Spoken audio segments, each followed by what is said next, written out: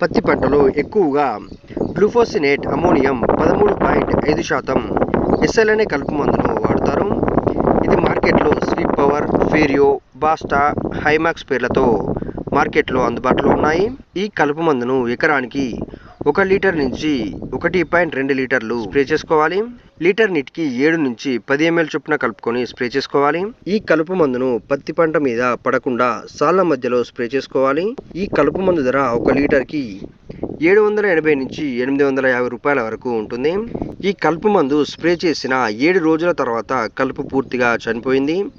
మీరు వీడియోలో చూడవచ్చు. ఈ కలుపు మందును నేలలో తేమ ఉన్నప్పుడు మాత్రమే స్ప్రే చేసుకోవాలి.